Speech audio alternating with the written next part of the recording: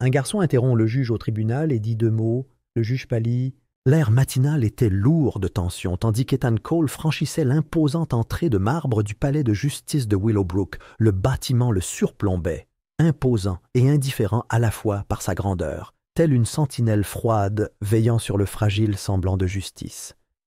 Des piliers de pierre blanche étincelante s'élevaient vers le ciel, leur surface lisse luisant sous la faible lueur du petit jour. Les pas d'Ethan résonnaient dans le hall caverneux, ses chaussures frappant le sol poli, tel un battement de tambour rythmé, porteur de sa détermination. Ses yeux, autrefois éclatants, étaient cernés par l'épuisement, 2 globes jumeaux d'un gris acier ternis par des nuits blanches passées à éplucher des pages de témoignages, de photographies et de jargon juridique qui se fondèrent dans une mer infinie d'encre noire. 2 semaines de recherches acharnées et d'insomnie douloureuse l'avaient conduit ici, dans cet impitoyable palais des verdicts où la vérité était trop souvent victime du pouvoir. Son corps réclamait le repos, la douleur sourde dans ses épaules, lui rappelant constamment jusqu'où il s'était donné. Mais Ethan n'était pas là pour le réconforter. Il était là pour faire entendre la vérité, pour forcer ceux qui se nourrissèrent de tromperies à affronter la terrible réalité qu'ils avaient si méticuleusement dissimulée. Son arrivée ne passa pas inaperçue. Des murmures parcoururent les couloirs, de faibles murmures de spéculation et de curiosité futile qui lui collaient à la peau comme une seconde peau. Les visages se tournèrent, les yeux se plissèrent, certains reconnaissant, d'autres rejetant. Il n'était ni avocat ni émissaire de la loi raffinée, vêtu de costumes sur mesure et d'une rhétorique aguicheuse. Juste un homme armé d'une vérité si acérée qu'elle pouvait briser des vies, une lame forgée par la persévérance et le désespoir. Mais malgré toute sa préparation, il sentit le froid de l'incertitude lui envelopper l'échine. Il ne lui rendrait pas la tâche facile. L'affaire Simon Graves avait captivé l'attention nationale, un drame qui se déroulait et que le public absorbait avec autant d'indignation que de fascination. Un homme d'affaires local accusé de meurtre, dont le nom figurait à la une des journaux comme le méchant d'une histoire tragique. Mais Ethan avait vu au-delà des projecteurs médiatiques, au-delà des fuites stratégiques de photos de preuves tachées de sang et d'interviews soigneusement sélectionnées destinées à dépeindre Simon comme un tueur sans cœur. Dès le début, quelque chose dans l'affaire avait eu des relents de complot, une pourriture purulente dissimulée par la procédure judiciaire et les déclarations officielles. Les témoins s'étaient rétractés avec une fréquence inquiétante, leur voix tremblant de quelque chose de bien pire que l'incertitude. Des éléments de preuve clés avaient disparu du jour au lendemain, des dossiers effacés des bases de données comme s'ils n'avaient jamais existé. Le dossier de l'accusation était plus incomplet qu'une clôture rouillée, et pourtant le procès continuait de se dérouler, porté par l'élan plutôt que par la vérité. La salle d'audience était devenue un théâtre de tromperie, où les apparences comptèrent plus que les faits. Ethan serra les mâchoires lorsqu'il poussa les lourdes portes menant à la salle d'audience. L'atmosphère était lourde d'impatience, ce silence étouffant qui donnait l'impression que la lame d'un bourreau était suspendue à mi-course. Des rangées de spectateurs remplissaient les bancs, le regard fixé sur le spectacle avec une faim morbide. Les journalistes, penchés sur leurs carnets et leurs enregistreurs, le regard étincelant de l'avidité d'une histoire qui pouvait faire ou défaire leur carrière. Mais c'est l'homme assis à la table des accusés qui retint l'attention d'Ethan. Simon Graves paraissait plus petit que dans ses souvenirs, ses larges épaules affaissées sous le poids écrasant de sa propre innocence. Son visage était pâle, son expression emplie d'une résignation creuse, comme si la vie lui avait été progressivement asséchée au cours de ce procès exténuant. Ses yeux, autrefois emplis d'ambition et d'une confiance tranquille, arboraient maintenant l'éclat terne d'un homme condamné bien avant que le jury ne se soit prononcé. L'avocat de Simon, Martin Kane, était assis à ses côtés, sa présence contrastant fortement avec l'attitude brisée de son client. Kane se tenait droit, le regard fixe, le genre d'homme qui s'épanouit sous la pression et manie la parole comme une arme. Sa réputation d'avocat parmi les plus acharnés de la ville lui avait valu à la fois admiration et dédain. Mais même lui semblait tendu, la bouche pincée et les doigts tambourinant impatiemment sur le bord de la table.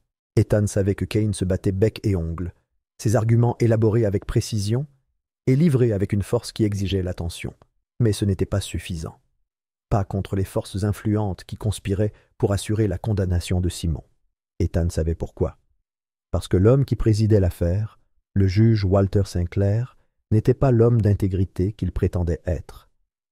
Walter Sinclair s'était bâti une réputation d'homme aux principes rigides, ses décisions souvent décrites comme fermes mais justes.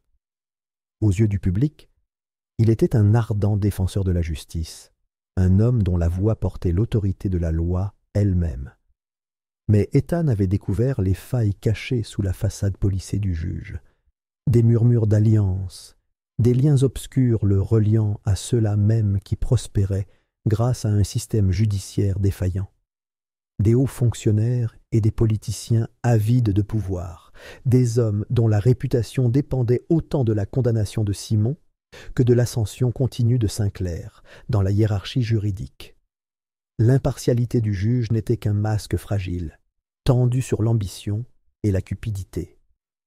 Ethan avait trouvé la preuve, enfouie au plus profond des registres financiers et des messages énigmatiques échangés au cœur de la nuit. Une preuve qui dépeint Sinclair non pas comme le gardien de la justice, mais comme l'un de ses traîtres les plus insidieux. Il ne pouvait la laisser sans réponse. Les poings d'Ethan se crispèrent, ses ongles s'enfonçant dans ses paumes tandis qu'il se forçait à respirer, à se concentrer. Il n'avait qu'une seule chance de briser les murs de corruption et de tromperie qui menaçaient de tout consumer sur leur passage. La vérité brûlait en lui, un feu que le doute ou la peur refusait d'éteindre. Prenant place au milieu de la foule, le regard d'Ethan ne quittait pas la silhouette affaissée de Simon. Quoi qu'il en coûte, il irait jusqu'au bout. Il se ferait écouter, même si cela impliquait de démolir les fondations mêmes du palais de justice.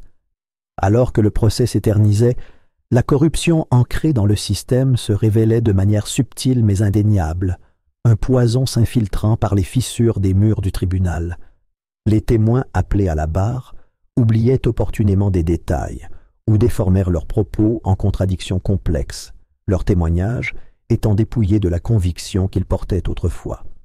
Les visages se crispèrent d'anxiété, les yeux se fixant nerveusement sur la table de l'accusation comme pour jauger l'approbation d'un maître invisible. La frustration d'Ethan couvait sous la surface, tandis qu'il observait la mascarade se dérouler, chaque mensonge s'empilant sur le précédent comme des pierres posées pour construire la tombe de Simon. Les preuves qui auraient pu disculper Simon furent rejetées avec une efficacité effrayante. Les images de sécurité qu'il aurait placées à des kilomètres de la scène du crime avaient été jugées irrecevables pour vice de procédure. Le marteau du juge interrompant les protestations de Martin Kane avec une impitoyable irrévocabilité. Les analyses sanguines qui auraient dû réfuter la chronologie de l'accusation furent balayées d'un revers de main avec un désintérêt si flagrant qu'il confinait à la cruauté. Pendant ce temps, les témoins de l'accusation parlaient avec une précision répétée qui semblait peu naturelle, leurs déclarations coulant avec la grâce mécanique de marionnettes guidées par des fils invisibles.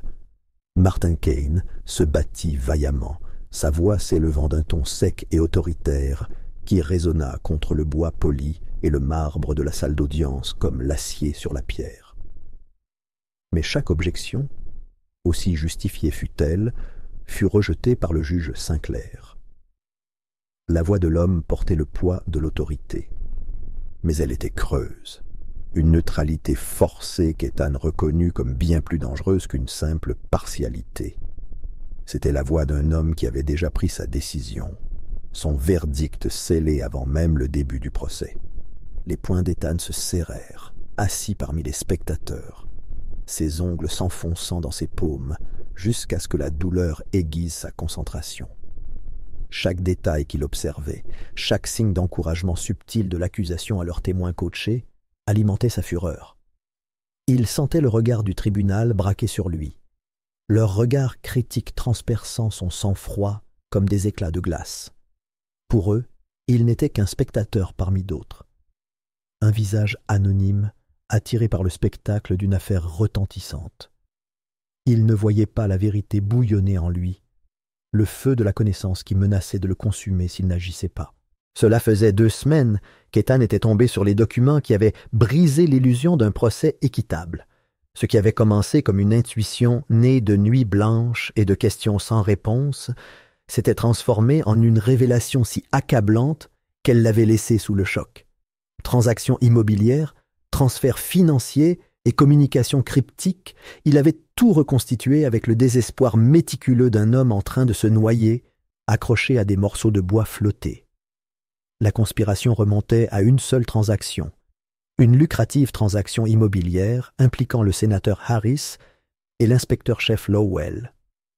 Leurs ambitions étaient entrelacées comme des épines, leur soif de pouvoir masquée par le service public et des sourires raffinés. Simon Graves était entré dans leur monde sans le savoir, ses affaires se mêlant à leurs machinations sournoises, faisant de lui une menace plutôt qu'un allié. Son arrestation et son procès n'étaient rien de plus qu'un écran de fumée, un spectacle orchestré pour le réduire au silence avant que ces informations ne menacent leur empire. L'innocence de Simon ne les concernait pas. Sa condamnation était simplement un sacrifice nécessaire pour protéger leur fortune et leur influence. L'estomac d'Ethan se noua de dégoût lorsqu'il jeta un coup d'œil à la table de l'accusation où le procureur Blake était assis avec une assurance si arrogante qu'elle confinait à la jubilation. Le sourire narquois de l'homme lui rappelait constamment qu'il croyait la partie gagnée, que les efforts d'Ethan n'étaient que les vains coups d'un homme désespéré. Mais Ethan n'était pas seulement désespéré, il était préparé. Il avait passé des jours à éplucher les preuves qu'il avait recueillies, à classer les dossiers et à crypter les données au cas où ses efforts attireraient une attention indésirable. Il avait anticipé la résistance, les murs de bureaucratie et d'intimidation qui se dresseraient sur son chemin. Et il s'y était préparé. Cachés dans son appartement se trouvaient plusieurs exemplaires des documents qu'il comptait présenter, chacun soigneusement conservé et prêt à être diffusé en cas de besoin. Il n'était pas assez fou pour croire que ses conclusions seraient accueillies à bras ouverts. Au contraire, il serait mis en pièces, scruté à la recherche de la moindre faille, susceptible de discréditer ses affirmations. Mais la vérité était inébranlable. Une chaîne de corruption reliait les plus hautes fonctions du pouvoir à la machinerie perverse du système judiciaire. Il lui suffisait d'avoir le courage de parler, de présenter ses conclusions aux oreilles corrompues du tribunal et de les forcer à affronter la crasse qui couvait sous leur vernis poli. La procédure se poursuivait, l'accusation faisant défiler ses témoins un par un comme des soldats à la parade, leurs témoignages renforçant un récit élaboré depuis le début. Les tentatives de Martin Kane pour les discréditer se heurtaient à la frustration et à l'inutilité, ces paroles étant tranchées par le marteau de Sinclair avec une telle régularité que cela devint un rituel sinistre. Le pouls d'Ethan s'accélérait à chaque seconde qui passait, son rythme cardiaque était un bourdonnement constant d'urgence qui résonnait dans sa poitrine. Il sentait l'instant approcher, le point de bascule où toute sa préparation porterait ses fruits ou s'effondrerait. Son regard ne quittait pas l'expression vide de Simon, les yeux de l'homme vaincu fixant le procès d'un air absent, comme s'il était déjà accablé par le verdict qu'il n'avait pas encore entendu. Il ne laisserait pas cela arriver, pas s'il pouvait l'éviter. L'air de la salle d'audience devenait de plus en plus vicié, la tension s'épaississant comme la fumée emprisonnée dans une pièce close. Les doigts d'Ethan tremblaient sous l'impulsion du besoin d'agir, son esprit repassant à toute vitesse la séquence des événements qu'il avait 1000 fois répétés. La vérité était son arme, et il comptait bien la manier de toute sa force, quel qu'en soit le prix. Sa chance viendrait, et lorsqu'elle viendrait, il serait prêt. Le tournant survint le 3e jour du procès, une matinée imprégnée d'une anticipation nerveuse, tandis que la salle d'audience vibrait d'une énergie frénétique. L'air était fragile, comme si la tension elle-même pouvait se briser au moindre trouble. Le regard d'Ethan était fixé sur la table des accusés où Simon Graves était assis, affalé comme un homme traîné à la potence. Ses yeux étaient des flaques de résignation, son combat intérieur érodé par des jours passés à voir la vérité déformée et rejetée. Le juge Sinclair se dressait au-dessus de son banc, l'air impassible, le marteau serré dans sa main comme si son autorité pouvait le protéger de sa propre corruption. Les débats de la veille avaient été un exercice futile, les objections de Martin Kane ayant été réduites en poussière sous le poids des récusations de Sinclair. Les muscles d'Ethan se tendirent tandis que le juge s'éclaircissait la gorge, sa voix monocorde et grinçante, coupant le murmure de la salle d'audience. « Nous allons maintenant procéder aux plaidoiries finales, » annonça Sinclair d'un ton poli et dépassionné. Ces mots portaient une finalité qui fit vibrer une terreur glaciale dans les veines d'Ethan. Le temps pressait.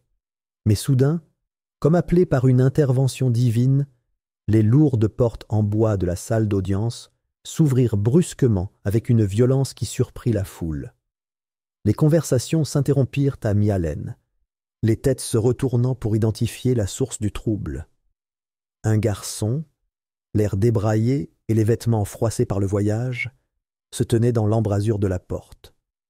Sa poitrine se soulevait sous le poids d'une respiration saccadée. Ses joues striées par la crasse de nuits agitées et pleines de larmes. Liam, le fils de Simon. L'esprit d'Ethan était submergé par l'incrédulité et la peur. Le garçon avait été envoyé loin pour sa propre sécurité, à l'abri des vautours sanguinaires qui encerclaient l'affaire. Son apparition soudaine n'était pas seulement inattendue, elle était dangereuse. Mais les yeux du garçon, brillants d'un courage désespéré, étouffèrent toute idée de le réprimander ou de le protéger. La salle d'audience explosa de murmures, la confusion s'emparant de la foule, tandis que Liam avançait d'un pas tremblant. Ses petits poings étaient resserrés à ses côtés, les jointures pâles sous l'intensité de sa poigne. La cruauté de son chagrin se lisait clairement sur ses traits, ses yeux écarquillés et inflexibles, même s'ils menacèrent de se remplir de larmes.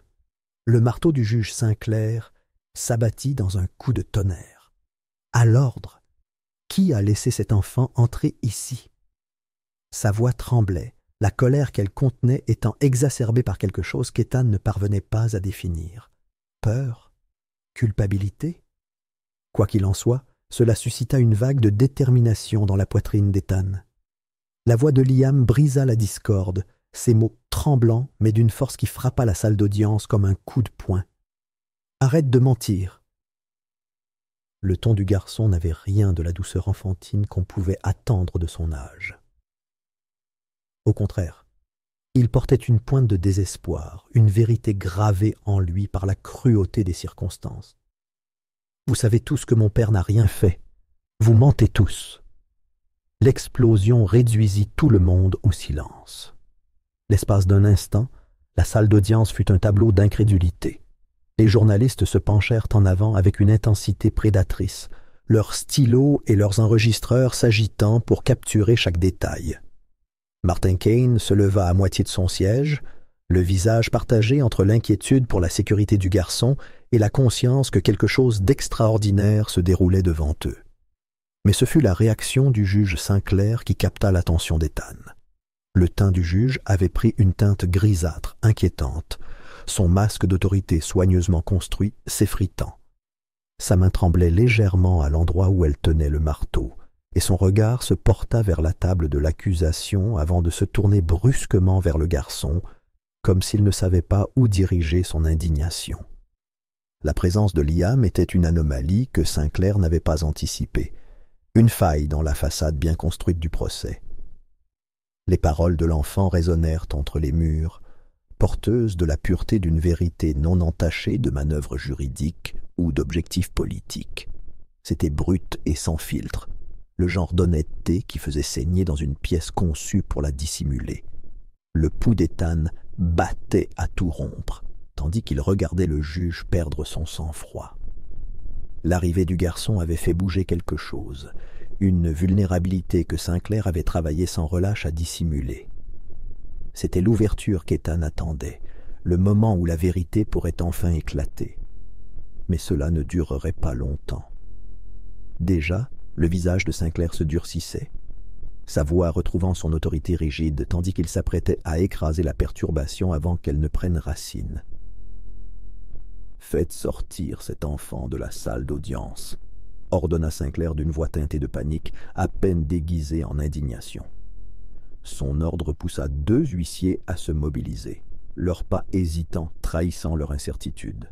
L'interruption avait ébranlé tout le monde, leur semblant d'ordre s'effondrant sous le poids de la simple déclaration d'un enfant. Le regard d'Ethan resta fixé sur Sinclair, son esprit s'emballant. La réaction du juge confirmait ce qu'il soupçonnait depuis le début. Sous une façade d'autorité soigneusement orchestrée, Sinclair n'était qu'un homme de plus, corrompu par la cupidité et la peur.